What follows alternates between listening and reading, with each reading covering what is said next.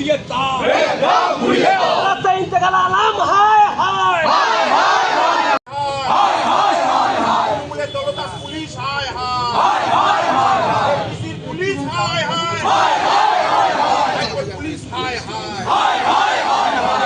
Police হায় হায়, বন্দে মাতরম, বন্দে মাতরম, বন্দে মাতরম, বন্দে মাতরম। আমাদের আন্দোলন চলছে চলবে, চলছে চলবে, আমাদের আন্দোলন চলছে চলবে, চলছে চলবে। অবিলম্বে ইন্তেকাম আলমকে গ্রেফতার করতে হবে, করতে হবে, করতে হবে। অবিলম্বে ইন্তেকাম আলমকে গ্রেফতার করতে হবে, করতে হবে, করতে হবে।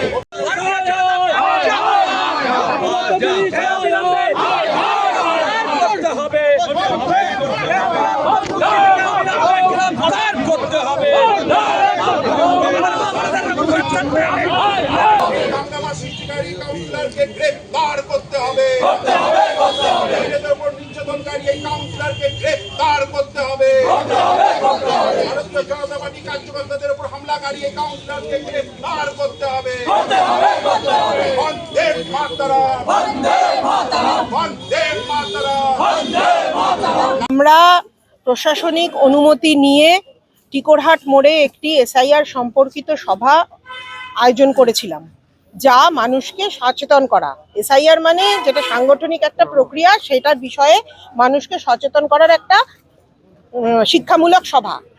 সেই সভা চলাকালীন ওই 28 নম্বর ওয়ার্ডের যিনি কাউন্সিলর আছেন ইন্তেকাব আলম, উনি ওনার গুন্ডা বাহিনী এবং 26 নম্বর ওয়ার্ডের ওয়ার্ড সেক্রেটারি হিরণ কাজী, এরা দুজন তাদের নির্দিষ্ট করা কিছু গুন্ডা বাহিনী নিয়ে এসে আমাদের ওই সভার ওপরে আক্রমণ করে, মাইক ফেলে দেয়, পতাকা ফেলে দেয় এবং মাইক যে দিয়েছে তাকে পর্যন্ত থ্রেট করে। 2024-এর যে ইলেকশন হয়েছিল লোকসভা, সেই সময় থেকে এইখানকার যিনি প্রার্থী ছিলেন মাননীয় দিলীপ ঘোষের সভা বানচাল করার জন্য ওনার একই অ্যাটিটিউড সেই সময়েও ছিল, এখনো ওনার ওই অ্যাটিটিউডই ক্রমবর্ধমান। তো এটা কি কোনো গণতান্ত্রিক প্রক্রিয়া হতে পারে যে গণতন্ত্রের দোহাই দিয়ে মমতা ব্যানার্জি 2011 সালে পশ্চিমবঙ্গকে পরিবর্তনের স্বপ্ন দেখিয়েছিলেন বামফ্রন্টকে পরাজিত করে? তাহলে ওনার বর্তমান যারা সাগরেদ আছে, ওনার বর্তমানে যারা ক্যাডার আছে, তারাও তো বিরোধী শক্তির গলা এইভাবে টিপে ধরছে। সব থেকে বড় কথা, আমাদের মহিলাদের উদ্দেশ্যে ওই কমিশনার ইন্তেকাব আলম অকথ্য ভাষায় গালিগালাজ করেছে এবং ওই হিরণ কাজী নিজে আমাকে থ্রেট করেছে ব্যক্তিগতভাবে। তো এইটা কি কোনো গণতান্ত্রিক প্রক্রিয়ার মধ্যে পড়ে? আপনাদের কি মনে হয়? আমরা সেই বেসিসে পুলিশ প্রশাসনের কাছে এসেছিলাম, ওনাদের কাছে আমরা আমাদের অভিযোগ জানিয়েছি এবং আমাদের দাবি রেখেছি যে এই মুহূর্তে যত তাড়াতাড়ি সম্ভব ওই কাউন্সিলরকে এবং ওই হিরণ কাজীকে গ্রেপ্তার করতে হবে।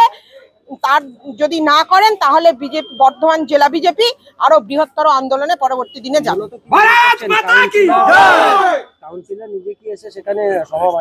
হ্যাঁ, নিজে ওখানে উপস্থিত ছিলেন এবং অকথ্য ভাষা, একটা মানুষের মুখে মহিলাদের সম্পর্কে যে অত অকথ্য ভাষা হতে পারে ওনাকে না দেখলে বিশ্বাস হতো না।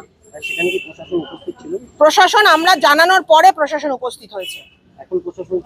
প্রশাসন আমাদেরকে বললেন যে ওনারা ওনাদের রীতি অনুযায়ী উপযুক্ত ব্যবস্থা নেবেন, আর সেই ব্যবস্থা যদি প্রশাসনিক তরফ থেকে না নেওয়া হয় তার বিরুদ্ধে বর্ধমান বিজেপি এরপরে বৃহত্তর আন্দোলনে যাবে। ওই কাউন্সিলরকে গ্রেপ্তার করতে হবে এবং ওই যে হিরণ কাজী আছে 26 নম্বর ওয়ার্ডের সেক্রেটারি, 28 নম্বরের কাউন্সিলর এবং 26 নম্বর ওয়ার্ডের সেক্রেটারি, এই দুজনকে গ্রেপ্তার করতে হবে। স্বাভাবিক নয় কি? আপনাদের কি মনে হয়? আপনারা তো সাংবাদিক, আপনারা তো বিশেষ খবর রাখবেন। ওদের এই এসআইআর নিয়ে একটা ভয় প্রথম থেকেই কাজ করছিল, যেখানে উনি ওনাদের নেত্রী বারবার বলেছিলেন আমি বেঁচে থাকতে এসআইআর হতে দেব না। সেখানে যখন উনি কিছু করতে পারলেন না, আজ পর্যন্ত 56 লাখ অলরেডি বাদ পড়ে গেছে, তারপরে তো স্বাভাবিকভাবে তাদের ভিত নড়ার একটা চিন্তা মাথার মধ্যে কাজ করবেই। প্রশাসন বলল যে তারা উপযুক্ত ব্যবস্থা নেবেন।